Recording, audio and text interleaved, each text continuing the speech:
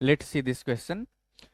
For designing a voltmeter of range 50 volt and ammeter of range 10 milliampere using a galvanometer, जिसका galvanometer का coil का resistance given है 54, तो showing full deflection for 1 millimetre in the, तो ये हमें क्या करना है कि सबसे पहले इसमें देखें कॉन्सेप्ट क्या यूज करेंगे ये क्वेश्चन में, कि जो संट है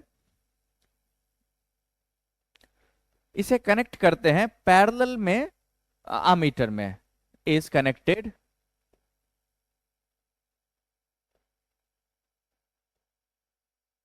पैरेलल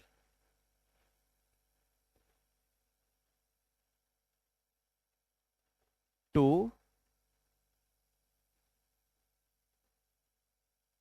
गैल्वेनोमीटर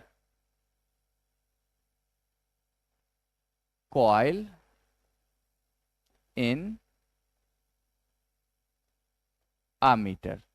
तो आमीटर में गैल्वेनोमीटर का कॉइल का पैरेलल में हम कनेक्ट करते हैं ताकि इसका रेसिस्टेंस बहुत कम हो, और सीरीज में कनेक्ट करते हैं इस रेसिस्टेंस को वोल्टमीटर बनाने के लिए। तो ये एक्चुअली वोल्टमीटर और ये आमीटर की तरह काम करेगा। अब देखें सॉल्व कैसे करें।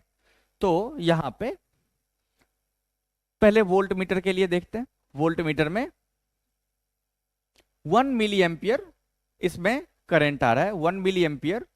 तो इसके अक्रॉस पोटेंशियल डिफरेंस क्या हुआ, तो पोटेंशियल डिफरेंस होगा, पहले इसके लिए देखें 1 milli ampere into 54 plus R equals to 50 आ जाना चाहिए। अब आर जो यहां कैलकुलेट होके आएगा वो 54 से बहुत ही बड़ा होगा, इसलिए हम ऐसा बोल सकते हैं 1 मिली एम्पियर को 1/1000 लिखा into R is approximately equals to 50। इसका मतलब R is approximately equals to 50,000, that is R approximately equals to 50 kilo ohm. तो एक तो हमारा आंसर आ गया, ये अप्रोक्सीमेटली इक्वल्स टू इतना आ गया। फिर नेक्स्ट देखें कि अब हम आते हैं आमीटर पे। आमीटर में बोला जा रहा है कि इसका रेंज जो होना चाहिए वो 10 मिली एम्पियर होना चाहिए, मतलब 10 मिली एम्पियर करंट पास करना चाहिए, जबकि ये जो है full scale deflection 1 milli ampere में ही आ जा रहा है। तो इसका मतलब ये ध्यान देंगे कि 1 मिली एम्पियर में फुल स्केल डिफ्लेक्शन आएगा, इसका मतलब 9 मिली एम्पियर करंट तो इसमें से पास होना पड़ेगा। 9 मिली एम्पियर ये ब्रांच से पास होना पड़ेगा। यहां तक समझ में आया। तो फिर आगे बढ़े कि अब ये रेसिस्टेंस जो गैल्वेनोमीटर कॉइल का है और ये रेसिस्टेंस एक दूसरे के पैरेलल में कनेक्टेड है, इसका मतलब दोनों के क्रॉस पोटेंशियल डिफरेंस सेम होना चाहिए।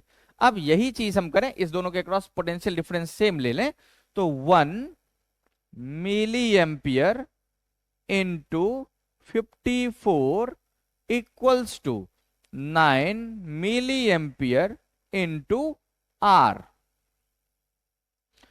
9 टाइम्स में ये कैंसल आउट हो जाएगा, तो R इक्वल्स टू आ रहा है 54 डिवाइडेड बाय 9, तो ये आ जाएगा 6 ओम। तो ये करेक्ट हुआ। इसका मतलब हमारे पास ऑप्शन बनेगा A और C। A और C कौन से में दे रखा है, ये ऑप्शन C में दे रखा है, मतलब हम